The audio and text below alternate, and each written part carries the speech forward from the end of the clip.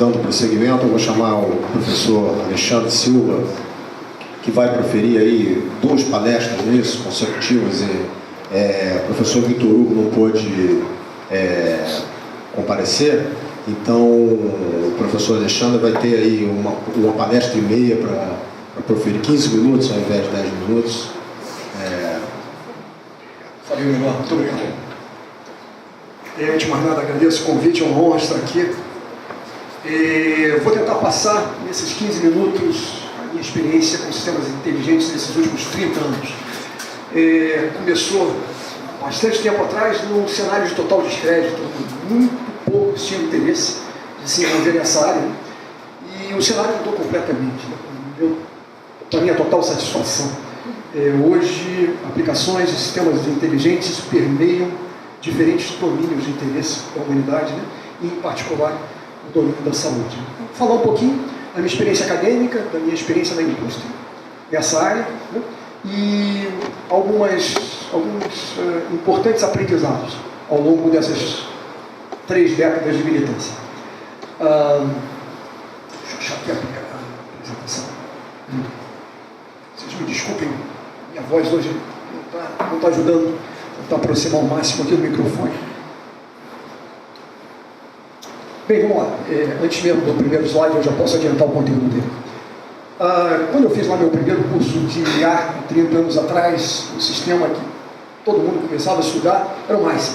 Por coincidência, sistema diagnóstico e indicação de tratamento para a área médica, em infecção de fungo bacteriano, do sangue, né? E desenvolvido por um cidadão, Edward Schottler, que tinha formação tanto em informática quanto em medicina. Na verdade, assim que se tornou médico, já tinha formação em medicina, foi advogado. Hoje, na verdade, muitos anos depois, é um dos consultores do Watson, IBM Watson, para a saúde. Então, tem um cara que tem militância na área há quase 50 anos. E um sistema, como a professora Cristina colocou, tomou 5 anos da vida do Edward, né, para desenvolver 600 regras do tipo sim, então, para um domínio muito específico de diagnóstico, né, mostrando a grande barreira, né, tecnológica daquela época, né, que era, a partir do conhecimento do especialista, escolhida alguma forma de representação de conhecimento, que nesse caso em particular, regras de produção, tipo sim, então, né, se alguma coisa é verdade, então, e encadeando essas regras, chegar a algum diagnóstico e a indicação de tratamento a partir desse diagnóstico. Já tem. Está lá o MICE. Voltando só um pouquinho, o título que eu coloquei ali em cima, né, sistemas especialistas a sistemas de IA baseados em dados, né? Então, como eu já exemplifiquei, há 30 anos atrás, ou na verdade mais do que isso, o MICE foi desenvolvido entre 1970 e 1975, né? Nós tínhamos, essencialmente, isso permeou toda a década de 70 e boa parte da década de 80. Né? Sistemas que, à base de muito sacrifício, extraíam conhecimento do especialista, o representavam de alguma forma, a forma mais simples era na forma de regras, né? Com um objetivo em particular, e vários outros tinham um propósito similar. O internista, em particular, que também para o diagnóstico médico tinha um objetivo um pouquinho mais ambicioso. Era mais um senso clínica geral do que um domínio específico de diagnóstico médico, né? Mas variantes em torno do mesmo tema, com as mesmas limitações tecnológicas do ponto de vista de ferramenta de desenvolvimento. Então está lá a estrutura rapidinha do MICE, uma das 600 regras ali exemplificadas. O MICE, do ponto de vista de originalidade, foi uma tese de doutorado, né? Então desenvolveu um mecanismo de propagação de incertezas bastante interessante, né? Para dar uma certa confiança à inferência final, né? Não vou entrar em detalhes. E ali está a máquina em cima da qual o dito sistema especialista se apoia, né? Um motor de inferência, base de conhecimento. Não vou entrar no mérito da questão, é só para exemplificar o framework em cima do qual o MICE e todos aqueles que eu listei no slide anterior foram desenvolvidos. Bastante limitado esse framework em termos de capacidade de desenvolver soluções em curto espaço de tempo, né?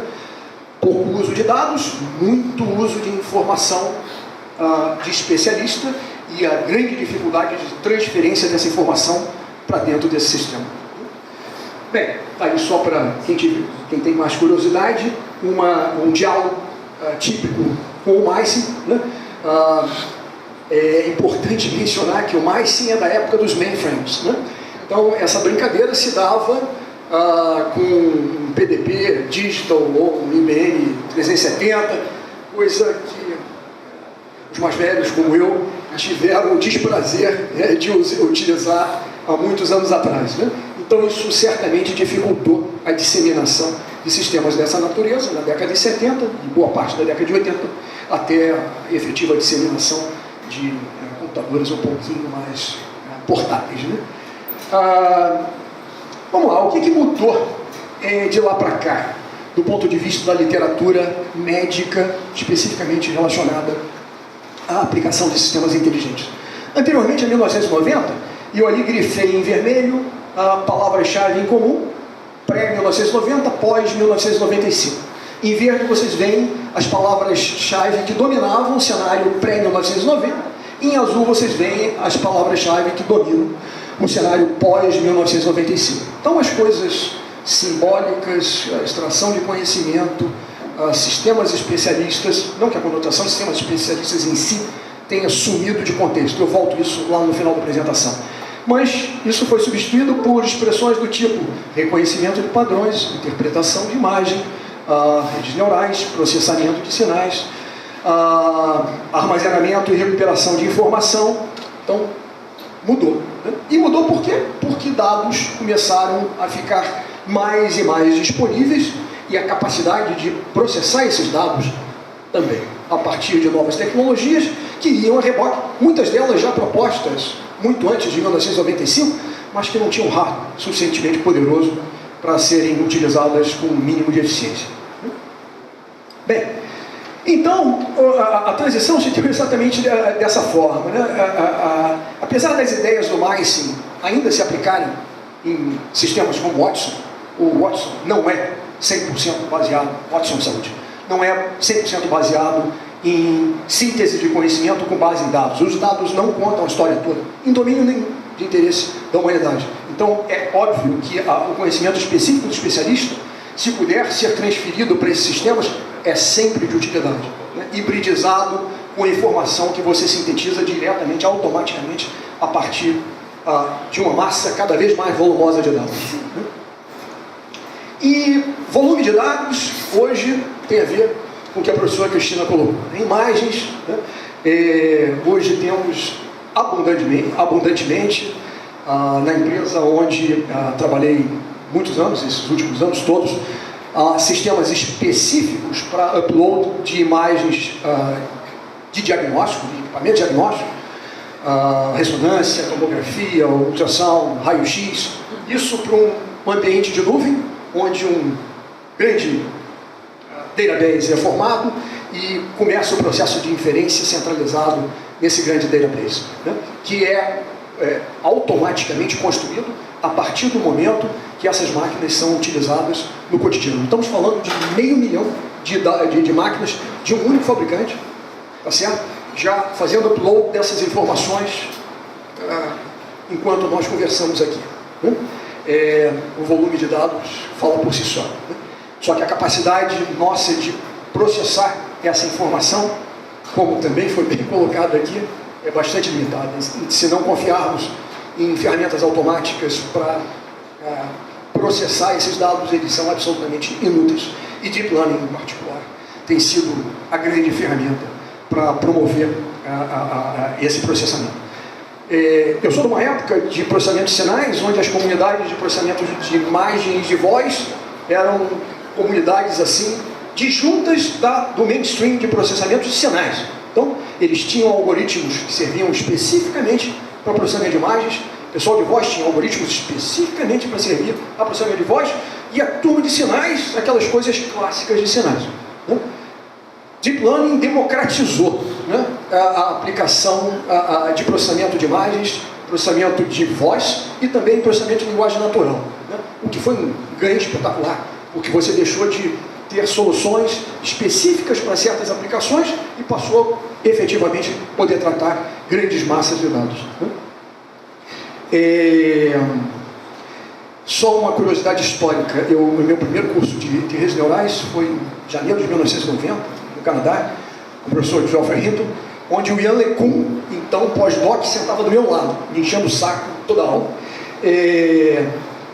A ideia já era discutida em um detalhe, mas estamos falando de janeiro de 1990, onde o hardware era absolutamente inviável para implementar o que hoje se tem, a máquina que acabou de ser recebida.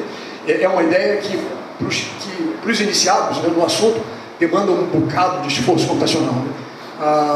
Que foi resgatada e está sendo detalhada e aperfeiçoada agora com o auxílio de hardwares cada vez mais poderosos, específicos para o tratamento desse modo de aprendizado em particular.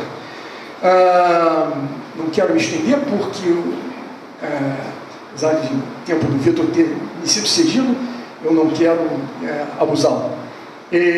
Vamos lá. Em termos de aplicação, né, é claro que para a comunidade médica isso pode soar óbvio, né, mas do ponto de vista da indústria, o viés que a gente tem dado é essencialmente o seguinte, né, é focar em situações em que o médico está claramente overloaded, né? Por exemplo, em CTIs, onde você tem monitoramento dos pacientes lá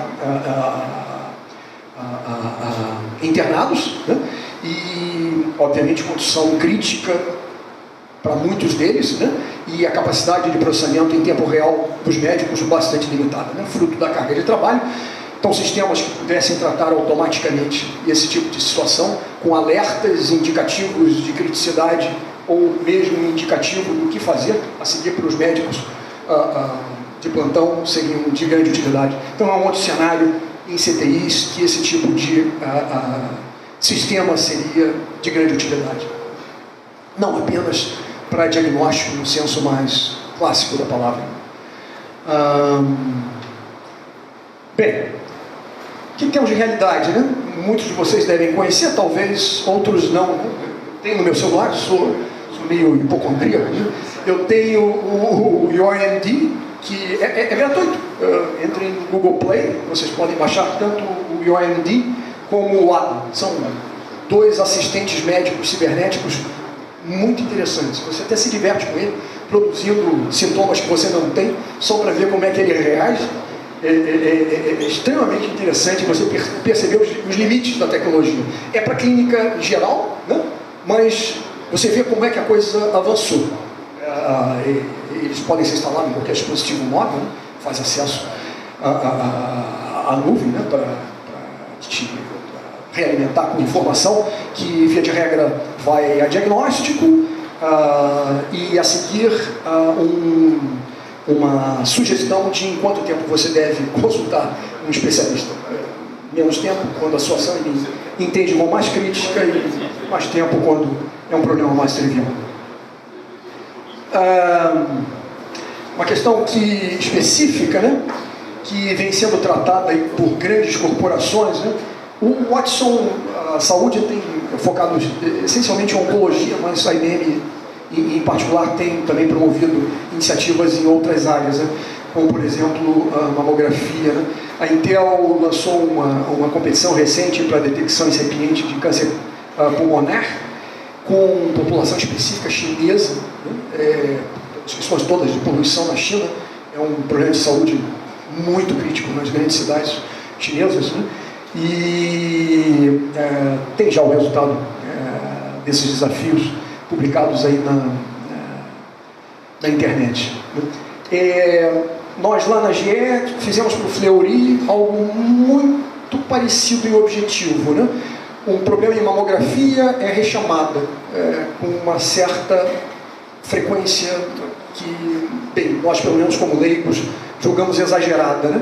E muito dessa rechamada, que obviamente causa estresse a paciente, eventualmente custos desnecessários, o percentual de confirmação de um diagnóstico, digamos, mais grave é absolutamente irrelevante, né?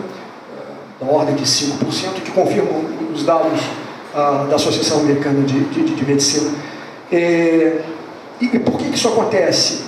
Por várias dificuldades na imagem do primeiro exame, né? O que fizemos nesse sistema em particular, né? Colocar o foco em certas características dessa imagem, né? Para colocar em evidência questões que podem estar relacionadas meramente ao ruído de imagem ou questões que podem estar efetivamente relacionadas ao que se quer diagnosticar, né? E isso dá ao primeiro avaliador da qualidade da imagem, né, informação necessária para ou descartar o que supostamente está de diferente na imagem, do ponto de vista de não risco, ou alertar com mais severidade para aquele caso em particular, para já então indicar um outro caminho, né, para seguir, acompanhar aquele paciente, ou simplesmente, no primeiro caso, dispensar no primeiro caso, né? De novo, o Deep Learning foi a ferramenta utilizada para entregar esse sistema ao Fleury. E só para curiosidade, né? já vou encerrar. Acabou de ser publicado, infelizmente a resolução não está ajudando, eu fiz um print screen. Esse resultado que está posto ali, o site, para quem quiser verificar com melhor resolução, é o último número da Spectrum. A Spectrum é a revista do I3E, né? Onde está mostrando resultados de competições em diferentes domínios de medicina, né? Ali estão postos, né? Médicos versus sistemas cibernéticos para tratar os mesmos domínios, né? E ali no meio em azul é quando a comissão julgadora avaliou como empatada a performance do sistema assistente cibernético e dos médicos, né? À direita, onde os médicos venceram, ali em verde, e em roxo e em vermelho, onde os médicos perdem, né? Em acurácia de diagnóstico. Não quero entrar no mérito da questão, mas é importante salientar o que eu coloquei lá no início da minha apresentação, a natureza de sistema especialista. Uma coisa que era a grande ambição, eu diria o santo grau da inteligência artificial ingênua final da década de 50, início da década de 60, que a inteligência artificial seria aplicada a domínios não específicos, né? Isso, o histórico vem mostrando que é uma impossibilidade, né? E o desempenho desses sistemas é, em geral, tão melhor quanto mais especialista for a natureza da aplicação. E ali, claramente, isso fica indicado. Independente dos médicos estarem perdendo em alguns domínios específicos, eles ganham claramente no domínio de clínica geral, né? Onde, para um sistema cibernético, é muito difícil competir contra o tipo de conhecimento e sensibilidade que o especialista humano desenvolve ao longo de sua carreira. Terminando, as perspectivas futuras, as iniciativas em Stanford. Meu velho mestre retomando, agora está no Google, no escritório lá em Toronto. Tem muita gente da velha guarda de machine learning trabalhando agora nessa área. Não vem ao caso. Eu queria agora enfatizar uma certa tendência, né, dos sistemas deixarem de ter objetivo específico de diagnóstico e agora estarem mirando mais em prognóstico, ou seja, detecção incipiente de problemas médicos, né? O que seria um avanço espetacular, não só no domínio da saúde, mas em domínios dos mais variados, mas em saúde em particular, dadas as implicações relacionadas ao prognóstico no senso de detecção incipiente de evolução de uma doença, seria um grande avanço. Interpretação automática de relatórios clínicos, né? Muita coisa da rotina médica se dá em linguagem natural, né? Se você tivesse melhores sistemas automáticos para processamento em linguagem natural, e vocês podem brincar com, no caso, acho que a interface não tenho certeza, do UMD é melhor, em termos de te permitir escrever em linguagem natural e ele assim mesmo dialogar de maneira racional contigo. O ADA é mais queixo duro, ele te dá um dicionário mais fechadinho. mas está se avançando nesse sentido, né? De produzir inferência a partir de leitura automática de relatórios escritos em linguagem natural. E para terminar, a questão local, né? Fazendo menção agora ao que foi dito pelo professor Alberto, né? Muitos desses sistemas, né, têm sido desenvolvidos para populações específicas, né? Com todas as questões relacionadas à carga genética, a questões de meio ambiente, a questões de estilo de vida e, claro, os diagnósticos dependem desses aspectos, né? A questão do sistema desenvolvido a partir do desafio que a Intel promoveu para detecção incipiente de câncer pulmonar com população especificamente chinesa. Quero crer que aplicado aqui a uma população sul-americana não teria a acurácia que se mostrou para aquela população em particular, ou seja, é importantíssimo que sejam levantadas bases de dados com a nossa carga, né?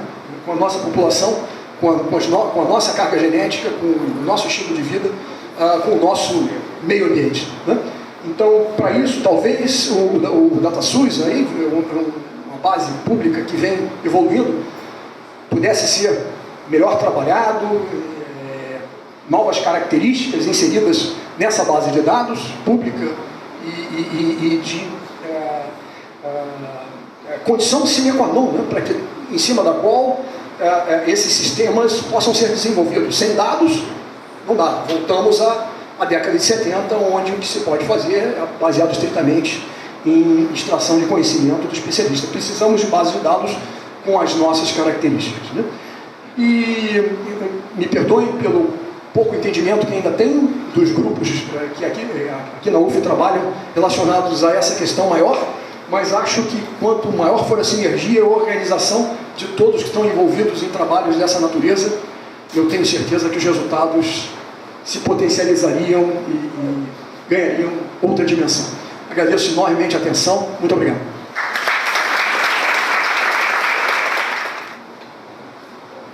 Parabéns pela apresentação. Eu sou da área de HC, né, ou de interação com homem-máquina, como alguns citaram, e eu fico preocupada com a questão dos avanços de uma pesquisa em conjunto, né, que também avance na questão da privacidade, né? Então, você estava comentando sobre essa mudança de perspectiva do diagnóstico para o prognóstico, né?